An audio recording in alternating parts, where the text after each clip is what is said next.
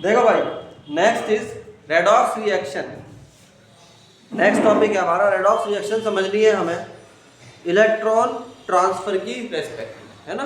तो redox reaction in the terms of redox reaction in terms of electron transfer reaction. Electron transfer reaction. ओहो, बहुत बेहतरीन topic है, बहुत ही बेहतरीन। ये फाइनल डेफिनेशन है, सबसे करेक्ट यही है। अगर आज के बाद जिंदगी में कभी भी रेडॉक्स रिएक्शन चेक करनी है तो इसी के बेस पे करनी है। ये कहता है कि अगर इलेक्ट्रॉन गेन हुआ तो रिडक्शन, और इलेक्ट्रॉन लॉस हुआ तो ऑक्सीडेशन। बस सिंपल सी बात। यानी लॉस ऑफ इलेक्ट्रॉन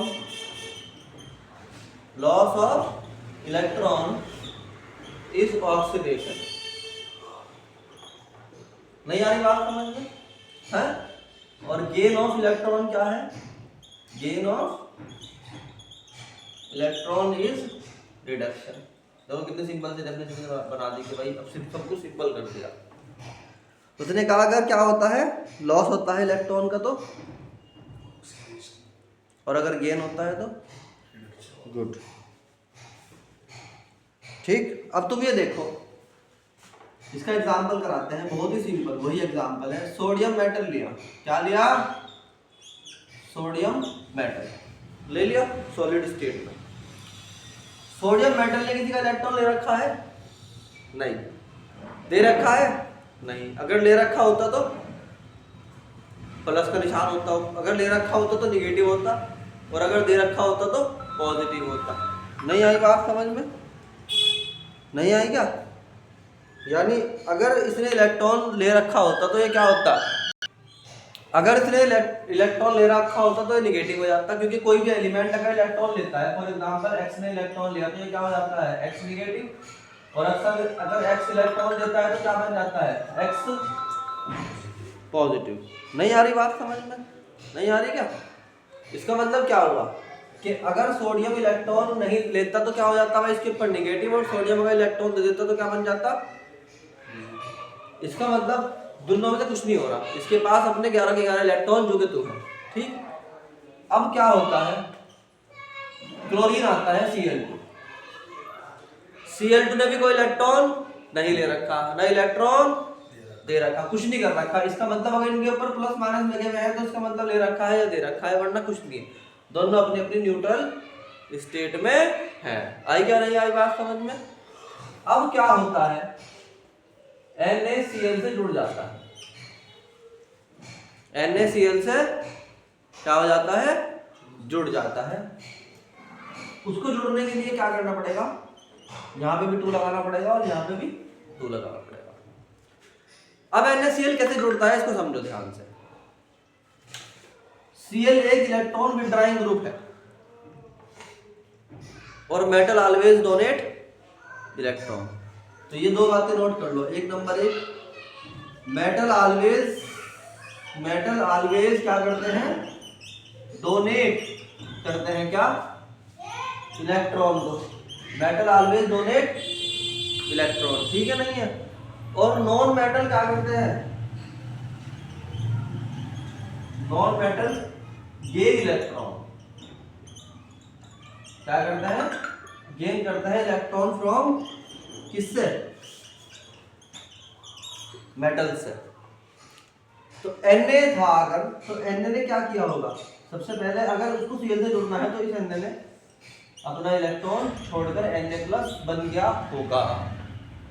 नहीं आई बात समझ में? तो इलेक्ट्रॉन लॉस कर दिया। वो इलेक्ट्रॉन लेके Cl, उस इलेक्ट्रॉन को लेकर, इस वाले इलेक्ट्रॉन को लेकर क्या बन गया होगा? Cl-। इस तरह क्या हुआ होगा? Na और Na+ और Cl- में क्या हुआ होगा? अट्रैक्शन हुआ होगा, और ये क्या बन गए होंगे? NaCl+ and minus. नहीं आ रही क्या बात समझ में? नहीं आ रही? तो इसका मतलब क्या हुआ? Na, क्योंकि Na पॉजिटिव हो चुका अंदर जाने के बाद, अपना इलेक्ट्रॉन लॉस कर चुका। यहाँ लिख दो लॉस ऑफ, क्या हुआ है? लॉस ऑफ इलेक्ट्रॉन हुआ है कि नहीं हुआ है, और यहाँ क्या हुआ है, गेन ऑफ इलेक्ट्रॉन हुआ है कि नहीं हुआ है। तो यहाँ पर क्योंकि Na ने इलेक्ट्रॉन को गेन किया है, Na के पास क्या हो गया इलेक्ट्रॉन, तो हम बोलेंगे यहाँ पर कि सोडियम का ऑक्सीडेशन हो गया, वो लिख दो। नहीं आई बात समझ में। और Cl का क्या हो गया, रिडक्शन हो गया, तो आ गया। यहां पर भी लिख सकते हो कि Na जो है जब रिएक्शन बनी तो इसमें Na ने ऑक्सीडेशन कर लिया और Cl ने माइनस होके क्या कर लिया, रिडक्शन कर लिया। अब भी समझ में आया कि नहीं आया, बोलो। तो जो इलेक्ट्रॉन देगा वो ऑक्सीडाइज और जो इलेक्ट्रॉन लेगा वो रिड्यूस,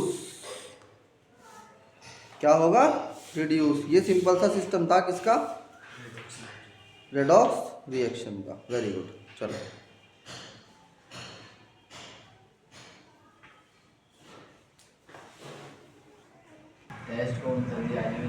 चलो देखो भाई, देखो ध्यान से देखो। तो इसमें इलेक्ट्रॉन विथड्राइंग ग्रुप वाला समझ में आ गया कि नहीं आया, आ गया। नाउ नेक्स्ट थिंग इज, इधर देखो भाई ध्यान से, एक और रिएक्शन समझाता हूं मैं। फॉर एग्जांपल Na है, क्या है, Na सॉलिड, क्या है, सोडियम मेटल है सॉलिड फॉर्म में। इसको आगे जुड़ता है ऑक्सीजन O2।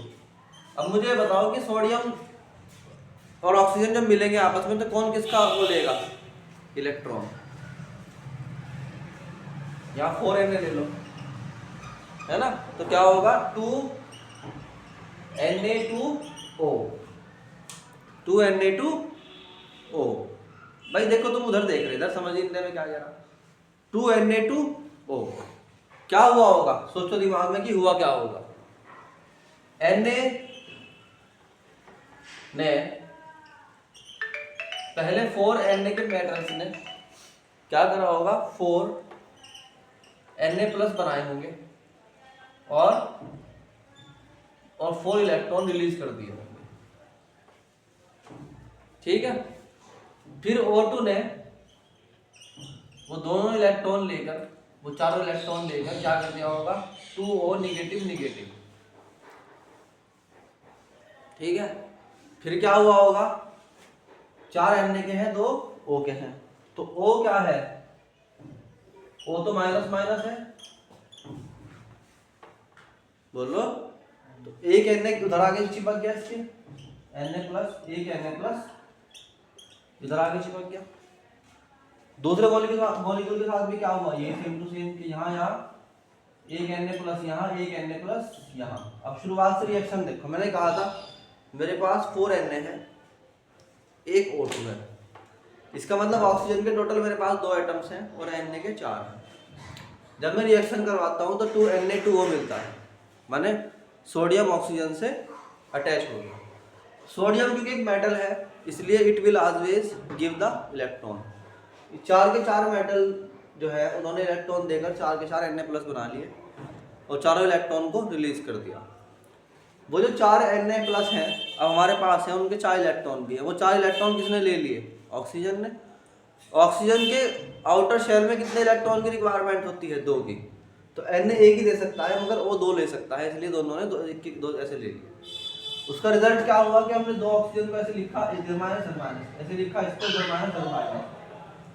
उन पे दोनों तरफ क्या हुआ, 2 माइनस पे 2 ही प्लस आ सकते हैं, तो दोनों पे Na प्लस आ गया।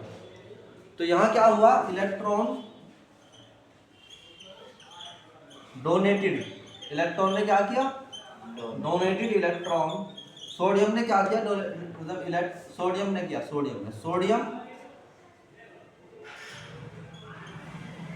सोडियम ने क्या किया, डोनेटेड इलेक्ट्रॉन। एंड ऑक्सीजन ने क्या किया, बोलो जल्दी से, ऑक्सीजन गेन इलेक्ट्रॉन। और ऑक्सीजन ने क्या किया, गेन किया किसको, इलेक्ट्रॉन को। इसलिए हम क्या बोलते हैं, सोडियम का क्या हो गया, ऑक्सीडेशन, क्योंकि सोडियम ने इलेक्ट्रॉन रिलीज किया है इसलिए उसका क्या हो गया, ऑक्सीडेशन। और ऑक्सीजन ने इलेक्ट्रॉन लिया है इसलिए उसका क्या हो गया, रिडक्शन। नहीं आ रही है बात समझ में, हैं? ये थी इक्वेशन नंबर 2। अच्छा बोलूंगा इस रिएक्शन को लिख के कि इसको एक्सप्लेन करो in the terms of oxidation and reduction. तो जब मैं टेस्ट में बोलूंगा तो तुम्हें ऐसे पूरा का पूरा लिखना है कि किसका क्या होगा। एक बार एग्जांपल कराऊंगा, फटाफट करो इसको। अब एक रिएक्शन दे रहा मैं तुम्हें, वो खुद सॉल्व करके दिखाओ मुझे। Na प्लस S, S माने सल्फर, ठीक है नहीं है, 2Na plus S equal to Na2S। जल्दी करके दिखाओ सॉल्व इसको। इसमें किसका ऑक्सीडेशन हुआ, किसका रिडक्शन हुआ, कैसे कैसे एक्सप्लेन करके दिखाओ पूरी की पूरी फटाफट। अब देखो भाई टेस्ट कर लिया, अब इसका आंसर देखो। सोडियम ने क्या किया, सोडियम एक मेटल है, सोडियम के दो मॉलिक्यूल हमारे पास एटम्स हैं, उन्होंने इलेक्ट्रॉन छोड़ दिया तो Na प्लस हो गए दोनों के दोनों, और 2 इलेक्ट्रॉन हमें यहाँ से मिल गए। हमने कहा भाई सोडियम ने इलेक्ट्रॉन छोड़ा है, इसलिए सोडियम का क्या हो गया, ऑक्सीडेशन हो गया। समझ में आई कि नहीं आई बात समझ में? उसके बाद सल्फर है, सल्फर 2 इलेक्ट्रॉन ले सकता है, वो इलेक्ट्रॉन किसने ले लिए, सल्फर ने ले लिए, और ये बन गया S निगेटिव निगेटिव। तो ये इलेक्ट्रॉन लेकर क्या हो गया, रिड्यूस हो गया, ठीक है। फिर क्या हुआ, ये जो Na है, ये सल्फर के पास क्योंकि 2 निगेटिव है तो एक इधर चिपक गया, एक इधर चिपक गया, एक लेफ्ट में एक राइट में, इस तरह Na2S का मॉलिक्यूल बन जाता है। तो इसमें क्या हुआ, हम बोलेंगे Na का क्या हुआ, ऑक्सीडेशन, बोलो, एंड सल्फर का क्या हुआ, रिडक्शन। समझ में आई कि नहीं आई बात, बोलो। तो ये हो गया हमारा ऑक्सीडेशन एंड रिडक्शन का पार्ट खत्म। तो रिएक्शन को चेक करना तुम्हें आना चाहिए। How the reactions are check in the form of oxidation and, बोलो भाई, रिडक्शन। NaCl बनाना सिखाए रखा मैंने तुम्हें पहले से ही। एक और रिएक्शन लेनी है, इसके बाद देखूंगा तुम में से क्या करता है।